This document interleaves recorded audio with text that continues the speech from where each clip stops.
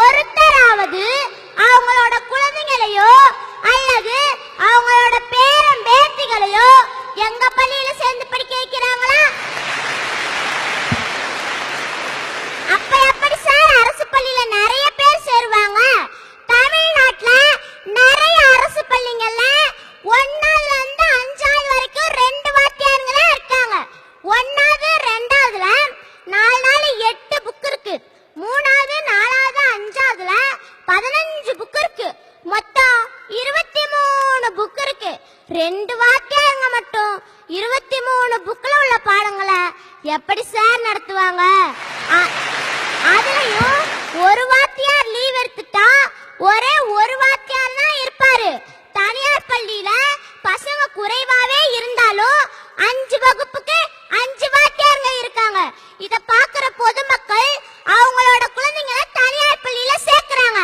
அரசு பள்ளியில மாணவர் எண்ணிக்கை குறையிறதுக்கு இதுதான் முக்கிய காரணம். 1ஆவதுல இருந்து 5ஆவது வரைக்கும் உள்ள எல்லா பாடங்களையும் 2 ஆசிரியர்கள் நடத்துற பள்ளியில படிக்கிற எங்களுக்கும் 5 பாடங்களை 5 ஆசிரியர்கள் நடத்துற பள்ளியில படிக்கிற மாணவனுக்கும் ஒரே பரீட்சை. இங்க ஆரம்பிக்கிற ஏற்றத்தாழ்வு எங்களோட வாழ்நாள் முழுவதும் நீடிக்குது சார். அரசு பள்ளிகள்ல தான் இலவச சத்துணவு போடுறாங்க சார். அருமையான திட்டம். ஆனா அதுல ஒரே ஒரு குறைதான். அது என்னன்னா அரிசி. என்ன மாதிரி சின்ன குழந்தைங்களுக்கு வயிறு சீக்கிரம் செரிக்காது. எல்லாரும் அவங்க குழந்தைங்களுக்கு கடை அரிசி பொன்னி அரிசின்னு நல்ல அரிசி தான் வாங்குவாங்க. அந்த அரிசி சோறு தான் சாஃப்டா இருக்கும், நல்லா செரிக்கும். நான் கோயில் திருவிழா கல்யாண வீடுங்கள தான் பொன்னி அரிசி சோறை சாப்பிட்டுருக்கேன். அரசு என்ன பண்ணணும்னா எங்களுக்கு போடுற ஒரு வேளை சோற பொன்னி அரிசி சோறை போட்டா நல்லா இருக்கும். சரி, பொன்னியின் செல்வியிடத்தில் சொல்லி வைப்போம். எங்க அக்கா ஒரு கவர்மெண்ட் ஸ்கூல்ல 12வது படிக்குது. அது எப்போதுமே ஸ்கூலுக்கு போகும்போது தண்ணியும் குடிக்காது, தண்ணி பாட்டில் எடுத்துட்டு போகாது.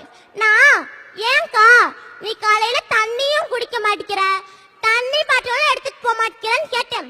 அதுக்கு எங்க அக்கா, நான் மட்டும் இல்ல எங்க ஸ்கூல்ல படிக்கிற நிறைய பிள்ளைங்க இந்த மாதிரி தான் வராங்க. ஏன்னா எனக்கு ஸ்கூல்ல போய் 1 பாத்ரூம்ல வந்தா எங்க ஸ்கூல்ல உள்ள பாத்ரூம்க்கு போகவே முடியாது. அப்படியே போனாலும் சாப்பிட முடியாது.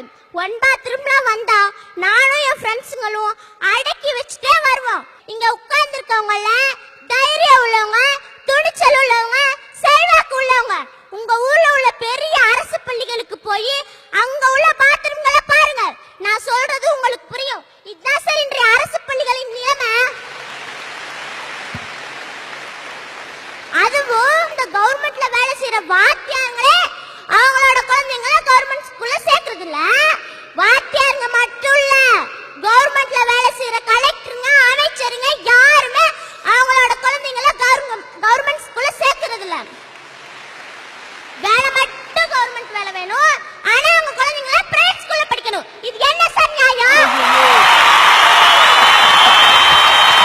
கவர்மெண்ட் ஸ்கூல்ல வேலை செய்யற எல்லாருமே அவங்களோட குழந்தைங்களே கவர்மெண்ட் ஸ்கூல்ல தான் சேர்க்கணும்னு சட்டம் பண்ணணும் சார். அப்பதான் அரசு பள்ளிகளோட தரம் உயரும். இன்னொன்னு என்னன்னா தனியார் பள்ளியில 1ஆவதுல இருந்து 12வது வரைக்கும் படிக்கிறவங்களுக்கு MBBS BE ல படிக்க சீட்டு கொடுக்க கூடாது. 1ஆவதுல இருந்து 12வது வரைக்கும் பணத்தை கொட்டி படிக்க வைக்கிறாங்க தானே, MBBS BE லயும் பணத்தை கொட்டி படிக்க வைக்க வேண்டியானே. இதுக்கு மட்டும் கவர்மெண்ட் காலேஜ் கேக்குதோ? அரசு பள்ளியில படிக்கிறவங்க என்ன இலச்சவாயின்னு நினைச்சீங்களா? யோசிங்க. அடி கீர்த்திகா, யோசிங்க, நல்லா யோசிங்க. மொத்தத்தில் நமது அரசு தனியார் பள்ளிகள் மூலமாகவும் அரசு பள்ளிகள் மூலமாகவும் கல்வியை அளிக்கிறது. தனியார் பள்ளிகளில் பணம் கட்டி படிக்கிறார்கள், அரசு பள்ளிகளில் இலவசமாக படிக்கிறார்கள். 12ஆம் வகுப்பிற்கு பிறகு பாருங்கள், அரசு மருத்துவக் கல்லூரி, அரசு பொறியியல் கல்லூரிகளில் தனியார் பள்ளிகளில் பணம் கட்டி படித்தவர்கள் இலவசமாக படிக்கிறார்கள். அரசு பள்ளிகளில் இலவசமாக படித்தவர்கள் தனியார் கல்லூரிகளில் பணம் கட்டி படிக்கிறார்கள். இல்லை என்றால் திருப்பூரிலும் சென்னை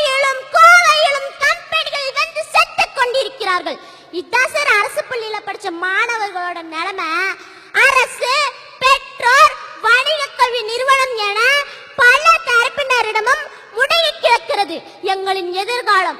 பாடங்கள் வகுப்பறையின் 4 சுவர்களுக்கிடையே மனப்பாடம் செய்வதற்கு அல்ல, வாழ்க்கையை வாழ கற்றுக் கொடுப்பதை கல்வி. எங்களின் அனைத்து வகையான திறமைகளையும் வளர்ப்பதை கல்வி. ஏழை பணக்காரர் என்கிற பாகுபாட்டை ஒழித்து ஜனநாயக சமுதாயத்தை உருவாக்குவதுதான் கல்வி. கல்வியின் பண்பும் பயனும் இதுதான். இந்த லட்சியங்களை அடைவதற்கு அனைத்து பள்ளிகளையும் அரசே ஏற்று நடத்தினால் கல்வியில் ஒரு சிறந்த நாடு உருவாகும்.